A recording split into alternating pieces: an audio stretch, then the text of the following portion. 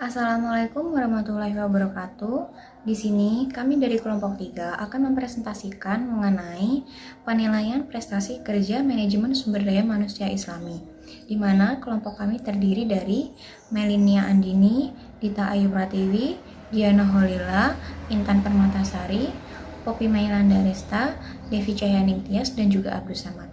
Untuk mengulas pembahasan yang lebih lanjut, maka presentasi ini akan saya berikan sepenuhnya kepada para presentator. Untuk waktu dan tempat dipersilahkan. Baik, yang pertama saya akan menjelaskan tentang pengertian prestasi kerja konvensional. Yang pertama, menurut Sim dan Zilagi, dikatakan bahwa prestasi kerja dinilai dari segi dimensi kualitas kerja, kuantitas kerja, keterikatan, keahlian merencanakan, daya usaha dalam pekerjaan, dan prestasi secara keseluruhan. Yang kedua, menurut Robbins, prestasi kerja adalah sebagai usaha seseorang karyawan dalam mencapai objektif atau tujuan organisasi tersebut. Yang ketiga, menurut Leges, prestasi kerja adalah sebagai usaha seseorang dalam menjalankan atau menyempurnakan suatu tugas dengan efektif.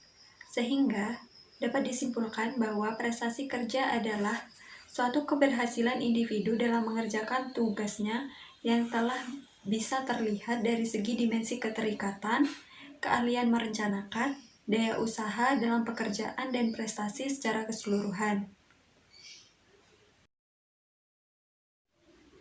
Baik, yang kedua, pengertian prestasi kerja Islami. Allah berfirman dalam Quran surat Al-Najm ayat 39 yang menyatakan betapa pentingnya prestasi kerja, yang bunyinya Bismillahirrahmanirrahim, wa alaysa lil insani illa ma sa'a, yang artinya dan bahwa manusia hanya memperoleh apa yang telah diusahakannya. Nah, dari ayat tersebut dapat diketahui bahwa prestasi kerja merupakan hasil yang diperoleh pegawai sesuai apa yang telah diusahakannya dalam mencapai prestasi. Selain menggunakan cara yang efektif juga, dibutuhkan kesungguhan dalam bekerja. Bekerja disertai dengan kesungguhan, maka akan menghasilkan kerja yang berkualitas pula. Dengan begitu, ia akan mendapat imbalan atau reward yang menguntungkan bagi individu tersebut dan juga untuk organisasinya. Yang selanjutnya, Allah berfirman dalam Quran surat Al-An'am ayat 132 yang berbunyi, Bismillahirrahmanirrahim, wa likullin darajatum mimma amilu wa ma rabbuka bighafilin amma ya'malun, yang artinya dan masing-masing orang ada tingkatannya sesuai dengan apa yang mereka kerjakan, dan Tuhanmu tidak akan lengah terhadap apa yang kamu kerjakan. Nah, pada ayat tersebut dapat diketahui bahwa pegawai dalam suatu organisasi akan mendapatkan suatu prestasi kerja yang baik sesuai apa yang telah dia kerjakan dan diusahakan. Begitu pula sebaliknya. Allah akan senantiasa memberi nikmat kepada hamba-hambanya yang bersungguh-sungguh dalam bekerja, karena sebagaimana yang telah disebutkan dalam ayat tersebut, bahwa Allah tidak akan pernah lengah dari apa yang telah hambanya kerjakan. Nah, dari paparan kedua ayat yang telah dibacakan tadi dapat diambil kesimpulan bahwa setiap pekerjaan akan mendapat hasil sesuai dengan usaha yang telah dilakukan, seperti halnya prestasi kerja. Jika pekerjaan itu disertai dengan kesungguhan, maka bekerja itu akan menjadi sebuah prestasi kerja yang tentunya menguntungkan bagi individu atau bagi para pegawai tersebut dan juga bagi organisasinya. Selanjutnya yang ketiga yaitu pengertian penilaian prestasi kerja konvensional. Penilaian prestasi kerja ini pada dasarnya merupakan salah satu faktor kunci guna menggunakan suatu perusahaan secara efektif dan efisien. Penilaian prestasi kerja juga memungkinkan para karyawan untuk mengetahui bagaimana prestasi kerja mereka dan sejauh mana hasil kerja mereka dinilai oleh atasan. Hal ini dapat memotivasi mereka untuk kemajuan-kemajuan yang akan datang. Prestasi kerja dalam organisasi merupakan jawaban dari berhasil atau tidaknya tujuan yang telah ditetapkan. Para atasan atau manajer sering tidak memperhatikan kecuali sudah buruknya kinerja yang telah merosot. Sebuah organisasi atau instansi tentunya memiliki tujuan. Nah, tujuan inilah yang membuat instansi atau perusahaan tersebut ada, tetapi kadang muncul kendala yang membuat tujuan tersebut tidak dapat tercapai. Nah, untuk mencegah hal tersebut, maka perusahaan harus mendorong karyawan untuk mencapai kinerja dan prestasi yang lebih baik dari waktu ke waktu. Nah, berdasarkan uraian di atas, maka pelaksanaan penilaian prestasi di dalam suatu organisasi sangat penting, karena dengan penilaian prestasi, pihak manajemen dapat mengetahui tindakan-tindakan apa yang dapat dilakukan untuk meningkatkan keterampilan dari karyawan tersebut. Next. Yang selanjutnya yaitu pengertian penilaian prestasi kerja Islami. Pada prinsipnya, penilaian kerja Islami atau syariah adalah merencanakan, memantau, serta mengevaluasi kompetensi syariah yang ada pada diri setiap karyawannya. Kompetensi syariah ini perlu dievaluasi dan dikembangkan karena tujuan yang sejalan dengan perusahaan, yaitu bisnis dan mardotilah. Akan tetapi, untuk menilai suatu kinerja yang tak terwujud atau intangible tidaklah mudah. Umpamanya, bagaimana bisa kita menilai baik buruknya seseorang bahkan dari tingkat keimanannya. Karena pada saat ini saja tidak ada tolak ukur atau takwa meter yang dapat digunakan untuk mengukur dengan cepat dan juga mudah. Berdasarkan hadis Nabi, seseorang dapat dimintai menjadi imam sholat dengan beberapa alasan. Salah satunya yaitu dengan melihat bacaan dan juga hafalannya. Maka dapat diperkirakan pula bahwa seseorang muslim tersebut memiliki bacaan atau makhraj yang baik, memiliki kepedulian dan juga tanggung jawab yang besar terhadap agamanya. Sebagaimana hadis bahwa nilai dirimu ditentukan dari bacaanmu yang terakhir. Oleh karenanya, sebagai salah satu kriteria yang dapat dinilai adalah kemampuan membaca Al-Quran dan juga hafalannya. Next. Yang selanjutnya yaitu penerapan penilaian prestasi kerja Islami. Penilaian pegawai ini merupakan bagian yang terpenting dari administrasi kepegawaian yang efektif. Tujuan dan penggunaannya adalah yang pertama sebagai pelaksanaan pekerja pegawai. Nah, penilaian ini merupakan bantuan untuk menciptakan dan memelihara suatu tingkat pelaksanaan pekerjaan yang memuaskan oleh pegawai pada jabatan-jabatannya saat ini. Dan yang kedua yaitu pengembangan pegawai. Nah, penilaian ini dapat menyoroti kebutuhan dan kesempatan untuk pertumbuhan dan perkembangan seseorang, di mana pertumbuhan ini dapat meningkatkan kegiatan belajar sendiri dan mungkin dapat dicapai melalui pelatihan formal atau kegiatan yang bertujuan atau berhubungan dengan jabatan, seperti halnya pergiliran jabatan yang akan tampak jelas bahwa pelatihan dan pengembangan pegawai ini akan memperkuat organisasi dan dapat membantu individu. Untuk selanjutnya saya serahkan kepada presentator selanjutnya. Baik, di sini saya akan menjelaskan mengenai nilai-nilai prestasi kerja dalam pandangan Islam, yaitu yang pertama, memenuhi janji atau kewajiban, di mana Islam itu memandang janji sebagai salah satu perihal yang sangat penting. Oleh karena itu, para pekerja Islam harus memandang janji sebagai yang harus dipraktikkan dalam bekerja, seperti firman Allah Quran Surat Al-Baqarah ayat 100. Di mana janji adalah perihal yang menjadi ukuran untuk menilai prestasi kerja berdasar kepada nilai-nilai janji tersebut, yaitu menilai apakah para pegawai tersebut sudah melaksanakan maupun memenuhi setiap janji atau kewajiban mereka dalam bekerja. Kemudian yang kedua, tanggung jawab pribadi dan kontrol, di mana Islam juga memandang tanggung jawab merupakan salah satu perihal yang sangat penting. Tanggung jawab juga dijadikan salah satu ukuran penilaian. Hal yang dinilai apakah para pegawai tersebut sudah melaksanakan tanggung jawabnya dalam setiap melaksanakan pekerjaan. Apabila mereka sudah melaksanakan tanggung jawabnya, maka ia mendapatkan prestasi yang tinggi. Namun dalam Islam itu tanggung jawab itu bukan hanya semata-mata untuk ditujukan kepada pimpinan mereka maupun organisasi mereka, akan tetapi juga ditujukan kepada Allah Subhanahu wa taala. Yang ketiga yaitu ibadah. Ibadah di sini bermakna menyembah Allah. Mana menyembah Allah itu kan mempunyai berbagai macam bentuk maupun cakupan yang sangat luas. Oleh karena itu salah satunya yaitu kan bekerja. Nah, bekerja itu kan merupakan salah satu bentuk ibadah. Ibadah yang bertujuan untuk mencari keridhaan Allah baik di dunia maupun di akhirat.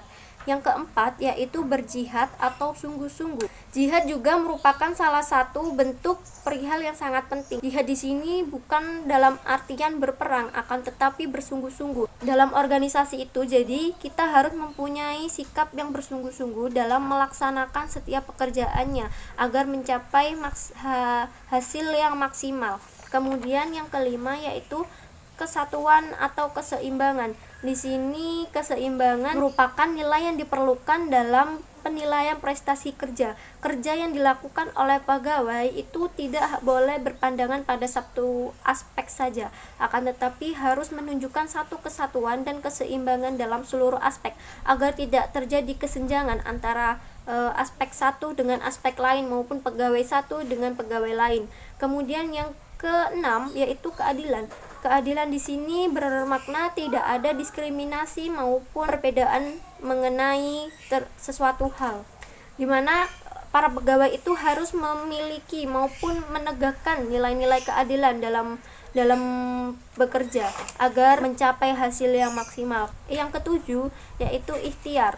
Ikhtiar di sini bermakna usaha atau sesuatu yang dikerjakan oleh orang lain, di mana ikhtiar itu di dalam ikhtiar itu terdapat harapan dari organisasi. Karena dengan adanya ikhtiar kita dapat mencapai tujuan yang besar untuk suatu pencapaian yang besar, dan juga itu sangat mudah untuk diraih apabila kita berikhtiar, karena di dalam ikhtiar itu terdapat nilai-nilai kreativitas, inovasi, dan inisiatif yang tinggi. Jadi apabila para pegawai itu mempunyai nilai-nilai tersebut, maka ia wajib memiliki prestasi yang tinggi atau mendapatkan prestasi yang tinggi. Kemudian yaitu kebenaran.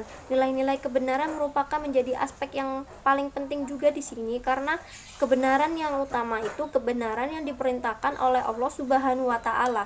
Jadi apabila ada salah satu aktivitas yang salah, jadi kita sebagai pegawai harus wajib meluruskan kepada kebenaran.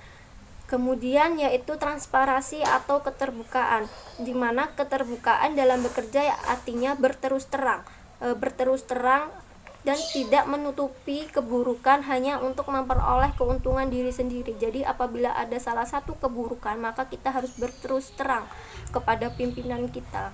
Kemudian yaitu kerjasama. Kerjasama dalam organisasi itu sangat penting. Tidak mungkin para pegawai itu tidak membutuhkan orang lain maupun bidang lain untuk mengerjakan pekerjaannya.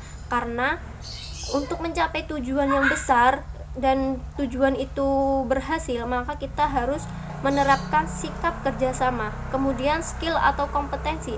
Skill atau kompetensi itu adalah keterampilan yang dimiliki seseorang untuk melakukan pekerjaannya. Karena dengan adanya keterampilan kita dapat memberikan keuntungan bagi organisasi maupun bagi diri kita sendiri. Yang terakhir yaitu produktif dan kesempurnaan. Jadi setiap pekerjaan itu yang dilakukan oleh pegawai harus mencapai nilai produktivitas yang tinggi, atau dengan kata lain mencapai keseimbangan dalam menghasilkan suatu pekerjaan. Next.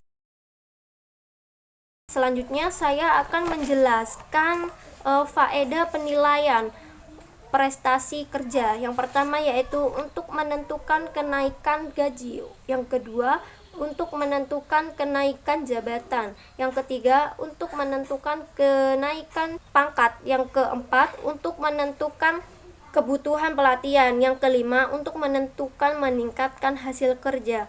Jadi apabila kita sebagai pegawai ingin mendapatkan kenaikan gaji, jabatan maupun pangkat, kita itu harus mempunyai penilaian pekerja yang baik dan juga kecakapan kita dalam bekerja. Karena belum tentu apabila kita cakap dalam bidang tersebut, tapi belum tentu juga kita cakap dalam jabatan yang lebih tinggi. Oleh karena itu, kita itu harus gampang-gampang beradaptasi. Selanjutnya, materi akan dijelaskan oleh presentator selanjutnya, yaitu Mbak Intan.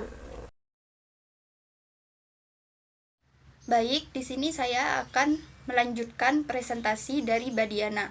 Yang selanjutnya yaitu adalah tujuan dan kegunaan penilaian prestasi kerja. Poin pertama yaitu sebagai alat untuk mengidentifikasi kelemahan-kelemahan karyawan dan dengan demikian bisa sebagai bahan pertimbangan agar bisa diikutsertakan dalam program latihan kerjasama tambahan. Poin kedua yaitu sebagai kriteria di dalam menentukan seleksi dan penempatan karyawan.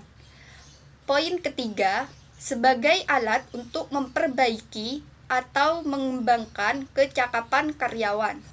Poin keempat, sebagai dasar dalam pengambilan keputusan yang digunakan untuk promosi, pemberhentian, dan penetapan besarnya balas jasa. Poin kelima, untuk mengukur prestasi kerja, yaitu sejauh mana karyawan bisa sukses dalam pekerjaannya. Poin keenam, sebagai alat untuk meningkatkan motivasi kerja karyawan sehingga dicapai tujuan untuk mendapatkan performa kerja yang baik. Yang ketujuh, sebagai alat untuk mengobservasi, yaitu membiasakan para atasan agar bisa mengobservasi para bawahannya agar diketahui minat dan kebutuhan bawahannya. Next. Selanjutnya adalah manfaat penilaian prestasi kerja. Yang pertama yaitu perbaikan prestasi kerja. Perbaikan prestasi kerja ini adalah umpan balik pelaksanaan kerja memungkinkan karyawan, manajer, dan departemen personalia dapat memperbaiki kegiatan-kegiatan mereka untuk meningkatkan prestasi kerja ataupun kinerja. Yang kedua, yaitu penyesuaian kompensasi. Evaluasi prestasi kerja membantu para pengambil keputusan dalam menentukan kenaikan upah, pemberian bonus, dan kompensasi lainnya. Yang ketiga, keputusan-keputusan latihan dan pengembangan. Nah, di sini promosi, transfer, dan demosi biasanya didasarkan pada prestasi kerja masa lalu atau antisipasinya. Promosi merupakan sebagai bentuk penghargaan terhadap prestasi kerja pada masa lalu. Selanjutnya adalah kebutuhan latihan dalam pengembangan. Prestasi kerja yang kurang baik memungkinkan menunjukkan pentingnya kebutuhan atau pelatihan. Demikian pula prestasi yang baik mungkin mencerminkan potensi yang mungkin perlu dikembangkan. Kemudian, yang selanjutnya adalah perencanaan dan pengembangan karir. Umpan balik prestasi mengarah kepada keputusan-keputusan karir, yaitu tentang jalur karir tentunya yang harus diteliti. Yang selanjutnya adalah penyimpangan proses staffing. Prestasi kerja yang baik ataupun jelek mencerminkan kekuatan atau kelemahan prosedur staffing departemen personalia. Kemudian, ketidakakuratan informasi. Prestasi kerja yang kurang baik mungkin menunjukkan kesalahan-kesalahan dalam informasi analisis jabatan, rencana sumber daya manusia atau komponen lain sistem informasi manajemen personalia. Menggantungkan pada informasi yang tidak akurat dapat menyebabkan keputusan-keputusan personalia yang diambil itu tidak tepat. Nah, yang selanjutnya adalah kesalahan-kesalahan desain pekerjaan. Prestasi kerja yang kurang baik memungkinkan suatu tanda kesalahan dalam desain pekerjaan. Penilaian prestasi membantu mendiagnosa kesalahan-kesalahan tersebut sehingga dapat diketahui kesalahannya. Kemudian, yang selanjutnya adalah kesempatan kerja yang adil. Kesempatan kerja yang adil yaitu penilaian prestasi kerja yang akurat dan menjamin keputusan-keputusan penempatan internal diambil tanpa adanya perbedaan perlakuan atau yang lebih dikenal dengan diskriminasi. Selanjutnya adalah tantangan-tantangan eksternal. Terkadang prestasi kerja dipengaruhi oleh faktor-faktor di luar lingkungan kerja, seperti keluarga, kesehatan, kondisi finansial, ataupun masalah-masalah pribadi lainnya. Dengan penilaian prestasi Departemen Personalia, mungkin dapat menawarkan bantuan. Jadi, penilaian prestasi kerja ini bermanfaat untuk perbaikan prestasi kerja karyawan. Itu saja penjelasan materi dari saya. Selanjutnya saya serahkan kepada presentator selanjutnya, yaitu Mbak Devi. Terima kasih. Untuk yang selanjutnya, unsur-unsur penilaian dalam prestasi kerja. Unsur-unsur ini dibagi menjadi 10. Yang pertama, kesetiaan. Penilai menilai kesetiaan pekerjaan terhadap pekerjaannya, jabatannya, dan organisasinya. Kesetiaan ini dicerminkan oleh kesediaan karyawan menjaga dan membela organisasi di dalam maupun di luar pekerjaan. Yang kedua, prestasi kerja. Penilai menilai hasil kerja, baik dilihat dari kualitas maupun kuantitas yang dapat dihasilkan oleh karyawan dari uraian pekerjaannya. 3. Kejujuran.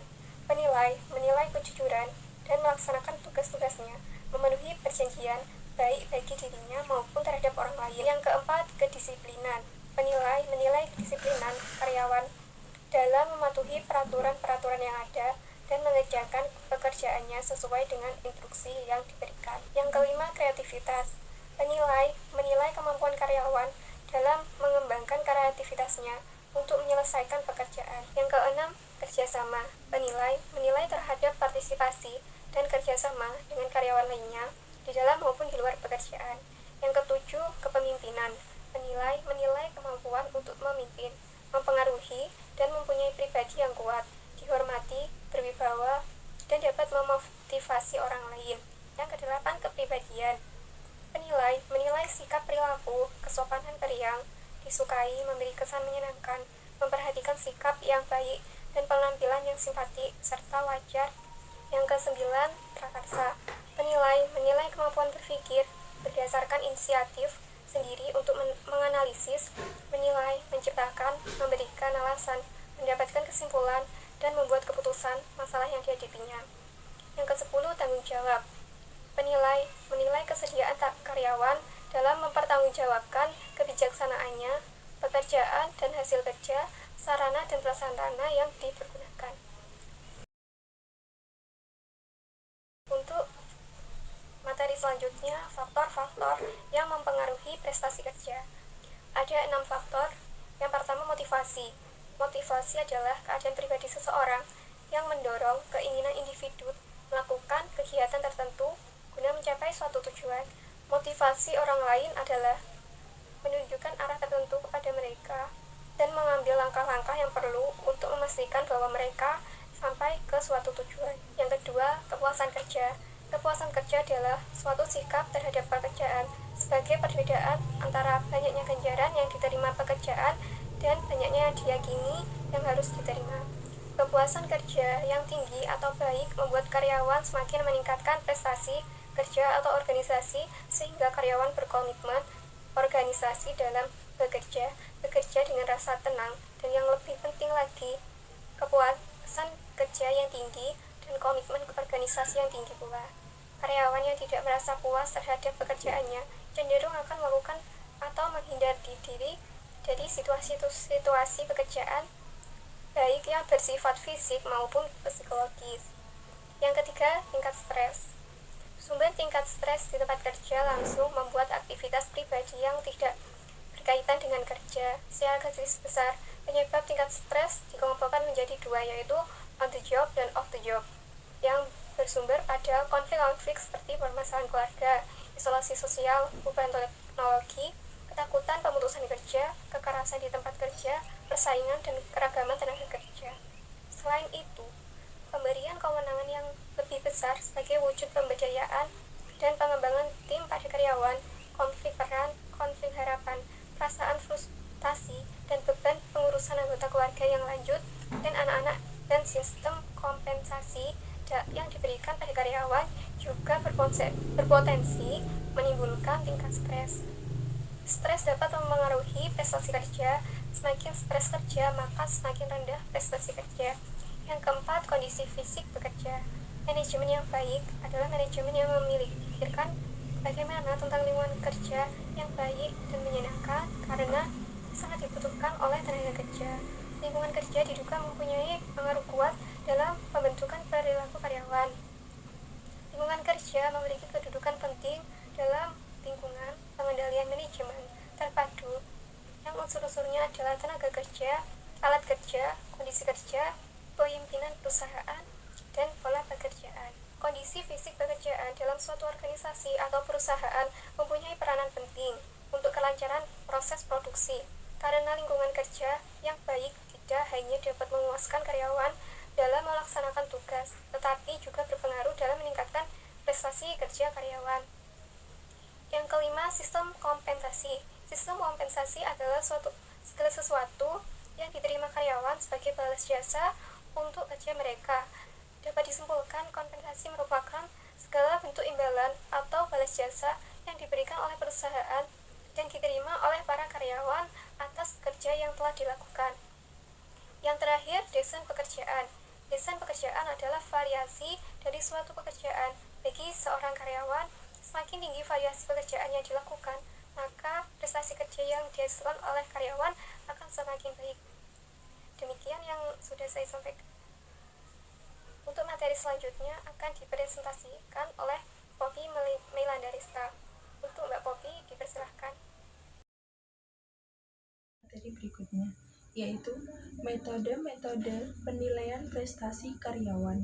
Metode ini terdiri dari dua, yaitu metode penilaian pada masa lampau dan metode penilaian pada masa sekarang. Yang pertama, metode penilaian pada masa lampau.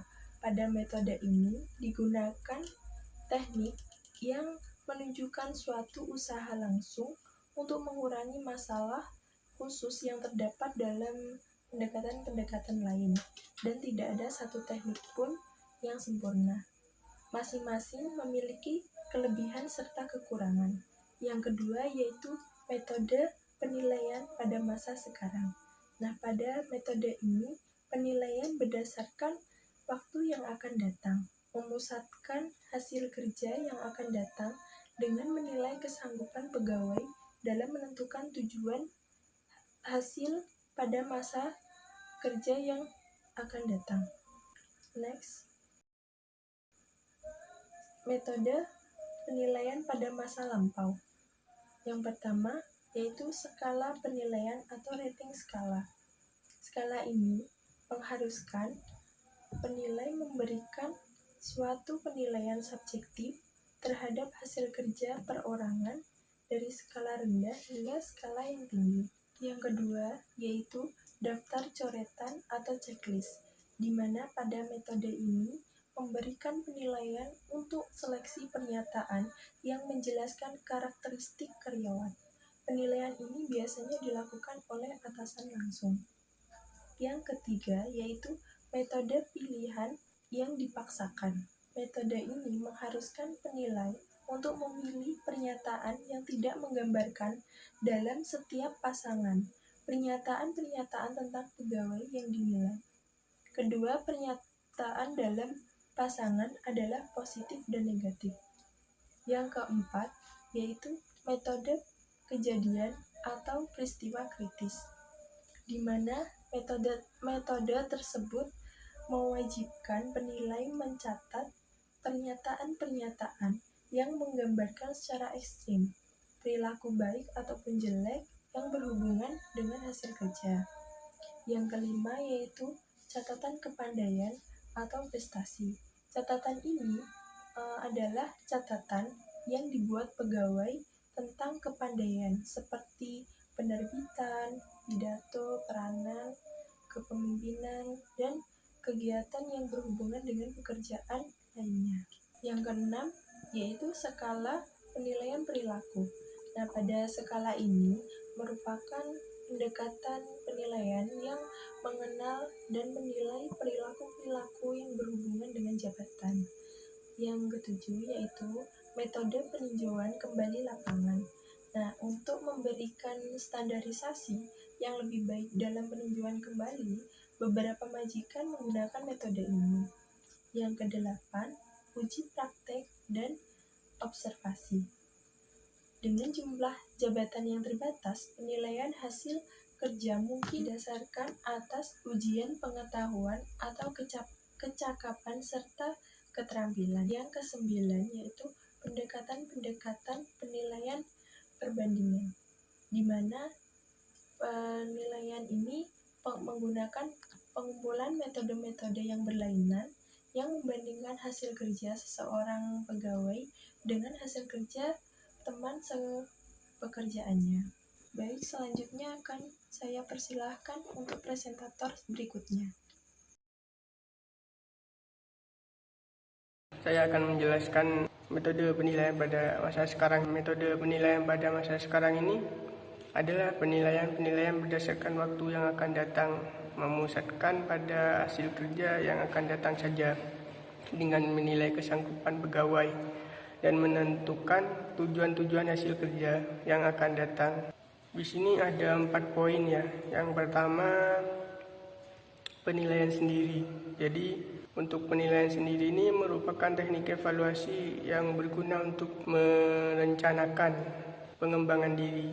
Jadi apabila karyawan menilai dirinya sendiri itu, maka perilaku defensif itu cenderung tidak terjadi, sehingga upaya perbaikan diri juga cenderung dilaksanakan pada karyawan.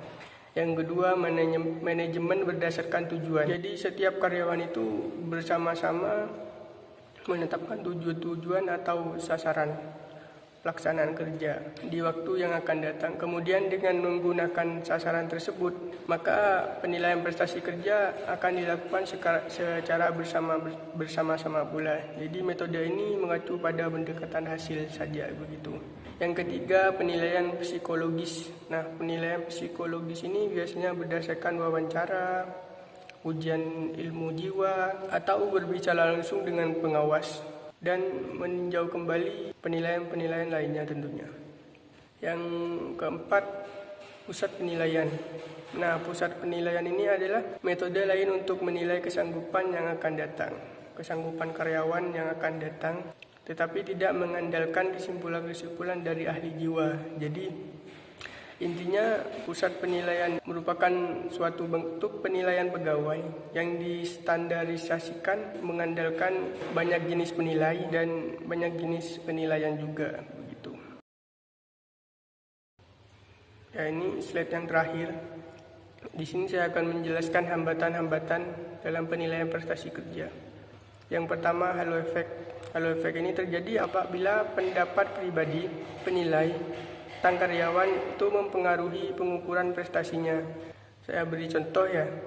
Bila seseorang atasan senang kepada seorang karyawan, maka pandangan ini bisa mengubah estimasi atasannya terhadap prestasi kerja karyawan tersebut.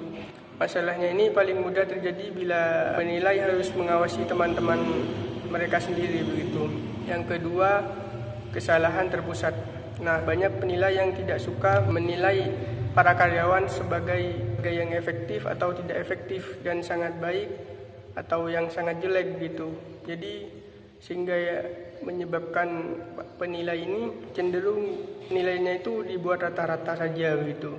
Yang ketiga, bias terlalu lunak atau terlalu keras ya. Nah, kesalahan terlalu lunak ini disebabkan oleh cenderung penilai untuk terlalu mudah memberikan penilaian dalam evaluasi kerja karyawan. Nah, kesalahan terlalu keras ini adalah sebaliknya. Jadi yang terjadi karena penilaian ini cenderung terlalu ketat dan dalam evaluasi mereka. Tentunya kedua kesalahan ini pada umumnya terjadi apabila standarisasi prestasi itu tidak jelas itu. Yang keempat, prasangka pribadi. Nah, untuk prasangka pribadi ini faktor-faktor yang membentuk prasangka pribadi ini terhadap seseorang atau kelompok bisa mengubah penilaian seseorang terhadap karyawan begitu. Nah, sebab-sebabnya prasangka pribadi ini yang mempengaruhi penilaian itu biasanya seperti faktor senioritas, faktor agama, dan faktor status sosial juga dapat mempengaruhi. Nah, yang kelima, pengaruh kesan terakhir.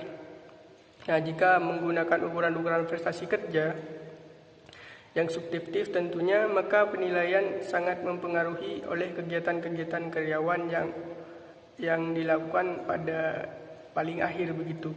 Karena kegiatan yang terakhir itu, yang baik dan buruknya itu cenderung diingat oleh penilai. Begitu saja, terima kasih, saya kembalikan kepada moderator.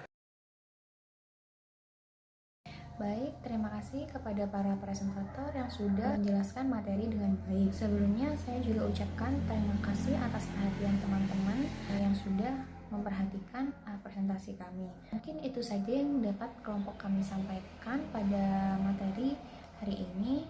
Apabila ada yang ingin ditanyakan, langsung saja ditulis di forum diskusi yang sudah disediakan. Mohon maaf apabila banyak kesalahan dan kekurangan dengan penyampaian materi ini. Saya selaku moderator mewakili para presentator yang lainnya. Mohon maaf.